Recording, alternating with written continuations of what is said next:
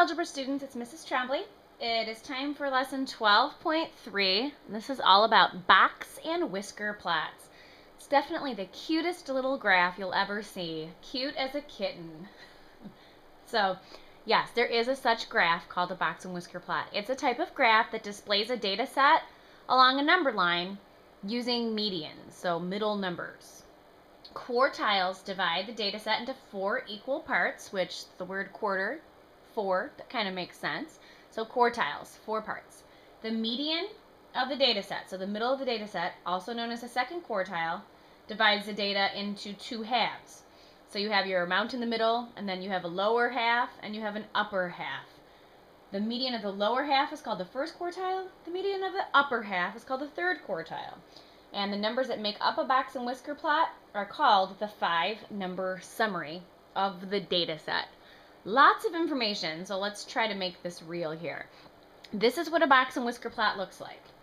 Q2 stands for quartile 2. This is the median of all the numbers in the data set. This is the lowest number in the data set. This is the highest number in the data set. Quartile 1 is the middle of the lower half of the data, and quartile 3 is the middle of the upper part of the data set. So I think we're going to start with creating one, because generally if you know how to create one, you'll know how to read one and understand one. And we're going to do a lot of interpreting, but before we do, I want to make sure you understand how to create one. So I have all the steps listed out here. What I'm going to do is I'm going to not read all these steps to you. I'm going to shoot over to the example side, but you can be referring to these. I'm going to be referring to these numbers even though you don't see them on the screen. So take a look here. Example 1.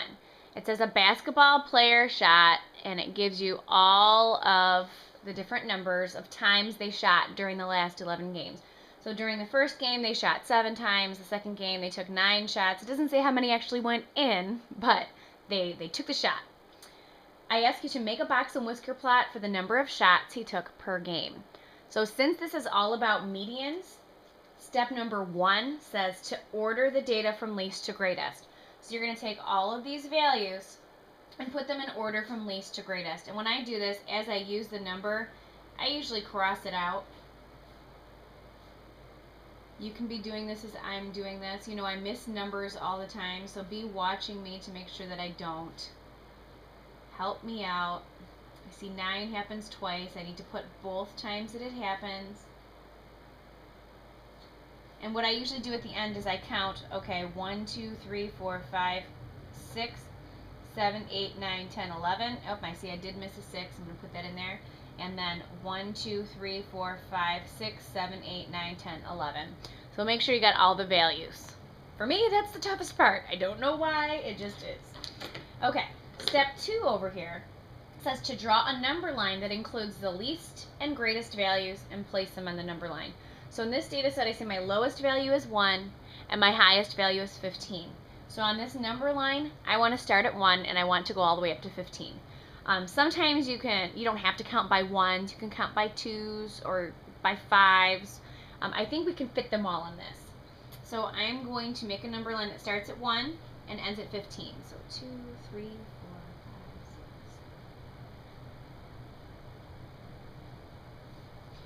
6. And I might as well keep going to use up the whole thing. So I have 1, 3, 5, 7, 8, 9, 11. And you're doing this while I'm doing this. Sorry for the awkward silence. I think I'm going to make my other numbers a different color so I don't get them confused. Feel free to pause and get another color. 14, 16, 18, 20. Okay, so we've made this number line. I have the lowest value and the highest value. That's step 2. Step 3, and again, I'm reading these steps from the other half of the sheet. Find and plot the median of the data set. This is your second quartile. All right, so you're going to look back up at your data set, and we want to find the median of it. So I'm going to cross out lowest, highest, lowest, highest, lowest, highest. Don't actually cross them out, just cover them up. Lowest, highest, and I see that this 6 is smack dab in the middle. Now it says to plot this point. Some people use dots, some people use lines. I'll use them interchangeably. I'm going to start with the lines because I think it's a little bit easier. So you're going to take your ruler, if you don't have your ruler, something with a straight edge, grab it, hit pause, grab it. And right above this 6, I'm going to draw a line. And keep in mind, this is what a box and whisker plot ends up looking like. So these quartiles are going to be boxed in, and then I'll have my low and my low and high connected with a line. So keep that in mind. All right, so there's my median. Step number 4 says, find and plot the median of the lower half of the data set. This is your first quartile. I'm going to go ahead and label this. That's quartile 2. So now we're going to figure out what quartile 1 is. That means I'm going to look at the lower half of my data. Now 6 is right in the middle. So 6 isn't part of the lower and it's not part of the upper, it's the middle. So I want to know the middle of all of these numbers that are to the left of the median. So I'm going to start with this 1 and this 6. Low, high, low, high. I see that 3 is in the middle. That makes this 3 my first quartile. So above the 3, I'm going to draw a line segment that's the same length, that's parallel to that other one that I drew. This is your quartile 1. The next step, number 5, says find and plot the median of the lower half of the data. I'm sorry, the upper half of the data. It says lower on your paper. Cross it off, and please write upper. I did a copy and paste, and I forgot to switch that. All right, so take a look. I have from 7 to 15, that's my upper half, so cross out 7, 15, 9, 14. I see that 9's right in the middle. So above the 9, parallel to the other ones, I'm going to draw a nice line. All right, that's quartile 3. The next step says draw a box around these. So I'm just going to connect these with a box. Basically, you're just drawing a line from quartile 1 to quartile 3. There's the box. Okay? Now it says to connect the box to the minimum and maximum value with lines. So our minimum value was 1. So I'm going to go ahead and draw a line above this 1. And our maximum value was 15. I'm going to draw a line above the 15. And we are supposed to connect those with lines, hence the whiskers. So we have a box, we have our whiskers. That's how you make a box and whisker plot. Okay, I have another one set here. If you feel comfortable, why don't you press pause and give it a shot and see if you get the same answer as me. If you're still not feeling comfortable, then let's work through this together. This is a little different because we have 8 people surveyed, so it's an even number instead of an odd. You know what that means in terms of medians. It's going to be a little trickier. So 8 people were surveyed to find the number of licks it took them to get to the center of a Tootsie Pop. This is how they responded. Make a box and whisker plot. So step 1 says order the data from least to greatest. So I'm going to do that.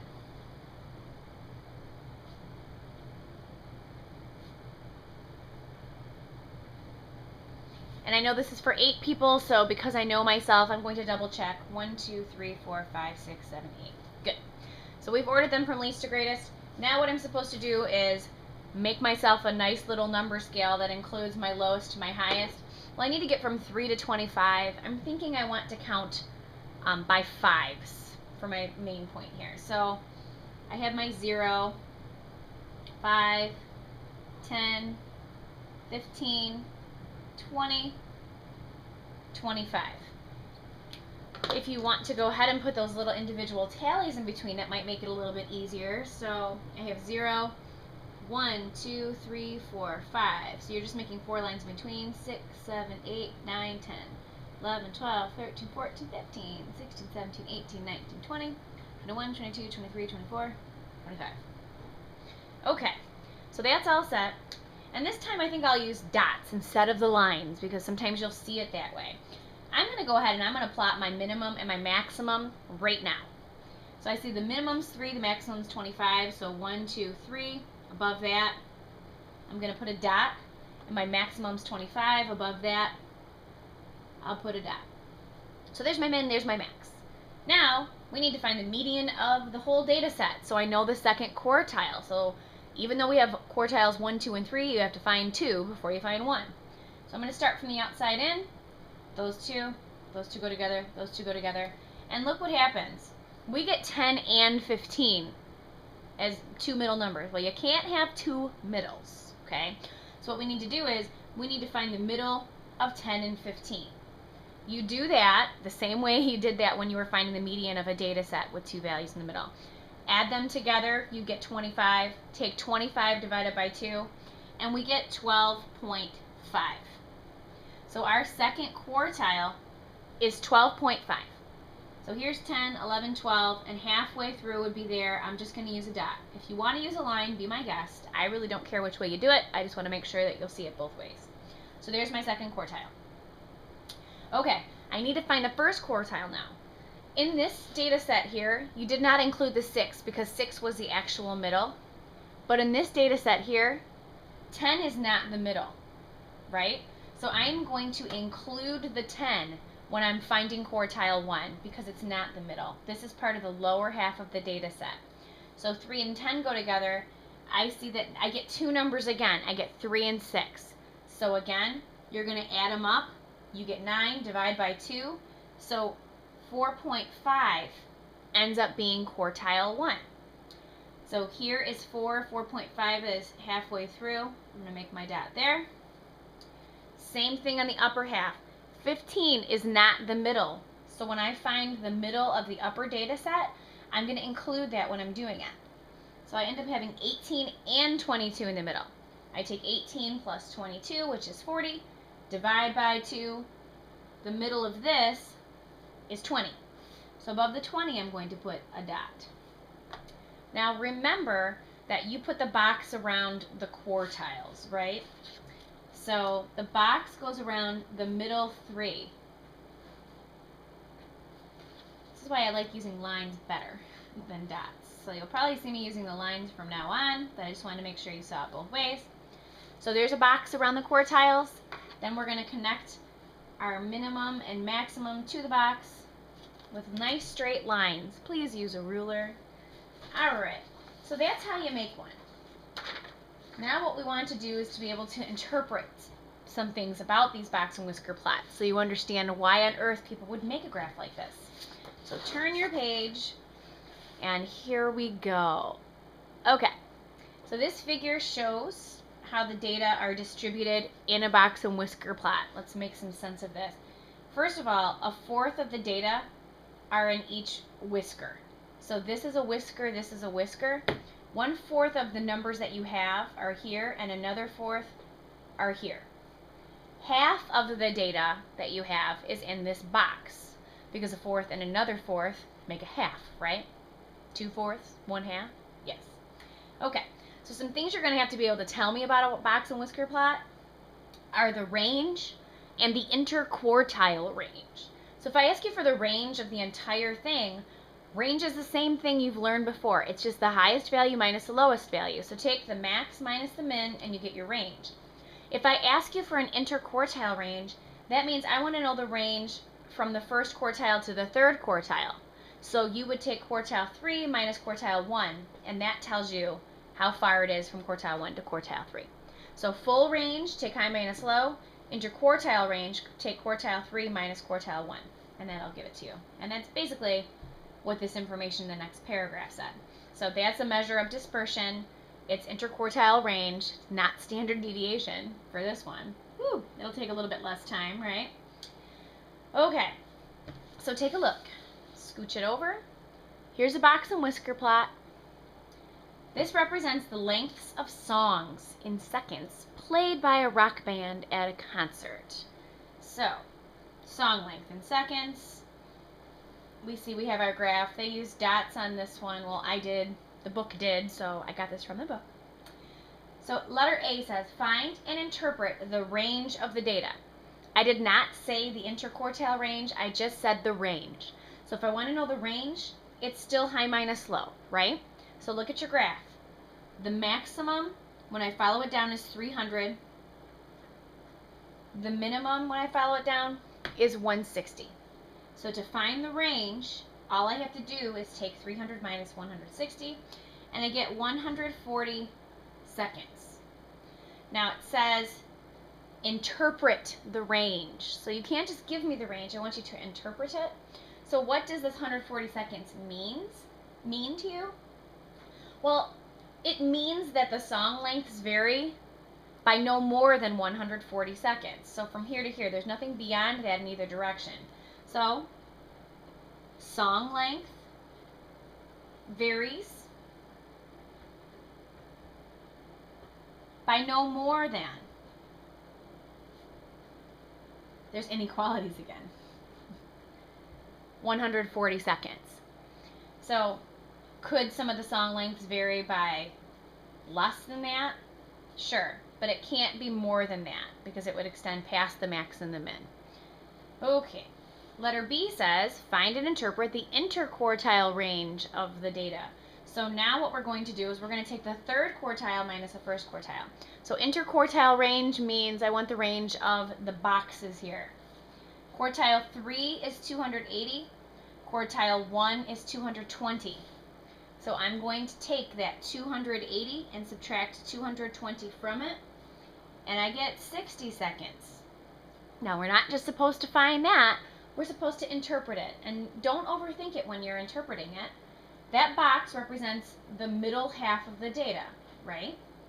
So we can just say the middle half of the data, or the middle half of the song lengths vary by no more than 60 seconds.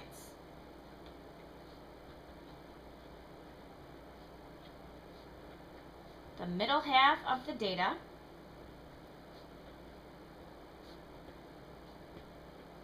vary by no more than 60 seconds.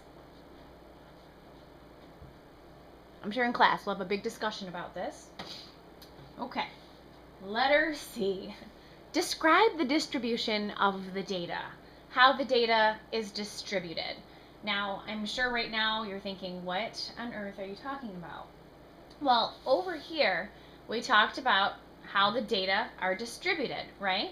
And it says a fourth of the data are in these whiskers here, and half of the data is in the box. So this is showing a diagram of how the data are distributed. So if I'm supposed to describe the distribution of this data, from here to here, this represents, sorry, I'll put it so you can see it. From here to here, this represents 1/4 of the data, right? Usually when you're describing the distribution of it, you're not going to say 1/4, you would give it as a percent. So 1/4 is what as a percent? Yes, 25. So 25% of the data ranges, because distribution is talking about range, right? It's all linking together. 25% of the data ranges from 160 to 220, right? So let's write that. That's part one. So 25% of the data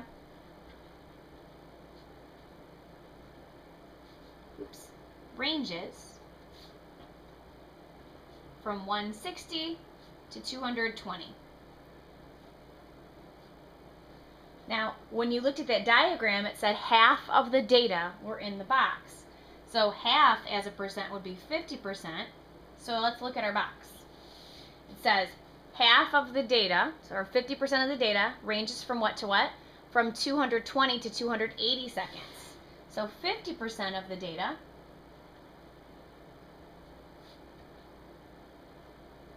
ranges from 220 to 280 seconds. Now, how are you going to know you're supposed to talk about range? Well, we talked about in lesson 12.2 how range is a distribution. It's a measure of distribution, just like standard of deviation is. All right, and then we only have 75% of our data accounted for. I need this last 25% that's in this whisker. And if you look at this last whisker, 25% of the data ranges from 280 to 300. So go ahead and write that down. 25% of the data ranges from 280 to 300 seconds. I hope you remember all of this when you take your AP Stats class. Maybe you want to hang on to this notes packet. This would be a nice introduction. All right, turn the page. I know, this is the last page of this one. It's lengthy. There's a lot to know about Box-and-Whisker plots, and I had to show you how to make them because I don't think you've seen that before. Okay, so a box and whisker plot shows you the shape of the distribution of the data. We've learned how to calculate the range that gives me the distance from the lowest to the highest, and we've learned how to find standard deviation that tells me how far away the majority of the values are, or how far they vary from the mean. This actually gives us a picture of it, and a lot of us think in pictures, so box and whisker plot's a great little graph, even though it might seem like a strange one. It's one of my favorites. So it shows you the shape of it, and it's described 3 different ways. You can see from the diagrams on your page. If the box and whisker plot is skewed left, I know when you look at this you might think, well, this box is all the way over to the right. Skewed left means the left whisker is longer than the right whisker. So we're looking at the whisker when we figure out how it's skewed. So if you see a box and whisker plot that the left whisker is way longer than the right whisker, that means it's skewed left, and most of the data is on the right. Something that is symmetric, I'm sure you've heard the word symmetry before, right? Well, in a symmetric box and whisker plot, the whiskers are about the same length, and the median is about the middle of the data. It doesn't have to be perfection here, but there's nothing that's standing out as, wow, that's way bigger or way smaller. It doesn't look like any outliers are present. If the data is skewed right, that means that the right whisker is longer than the left. So skewed right, we're talking about whiskers, not where the box is located. Skewed right means the right whisker is way longer than the left, and most of the data values you see are on the left. So let's apply that. Usually you don't see just one box and whisker plot, you see 2, and it's a nice way to compare data. So this double box and whisker plot represents the test scores for your class and your friend's class. So here's your class up here: min, quartile 1, quartile 2, quartile 3, and max. Here's your friend's class: minimum, first quartile, second, third, and max. Letter A says, identify the shape of each distribution. So when I say identify the shape of each distribution, I'm asking you, is it skewed left, is it symmetric, or is it skewed right? So we have 2 classes to do this for. We have your class, so why don't you write my class and my friends class. Okay, take a look at the graph for your class. Just look at your class. Does it look like the whiskers are about the same length? Because to me it does not. It looks to me like the left whisker is longer than the right. Do you see that? So because the left whisker is longer, your class is skewed left. So go ahead and write skewed left. If you're having a hard time remembering that it's because of the whisker, you can write skewed left because the left whisker is longer. That'll help you. Alright, now take a look at your friend. Just look at your friends. Does it look like those whiskers, one's way larger than the other, or way longer than the other, sorry? To me, it doesn't. It looks like this might be a little bit longer, but it's really not a ton. If you're having a hard time telling, look at the number scale here. This goes from 60 to 70, so that's about a range of 10. This goes from 90 to 100, so it looks like they're actually exactly the same. Now when we look here, this line's in the center of this box, so it looks like the median is the median. That means that my friend's class is symmetric.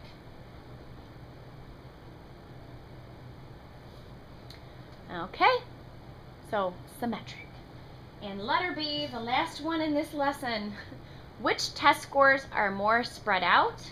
So what I'm asking you for is, which test scores have the greatest range?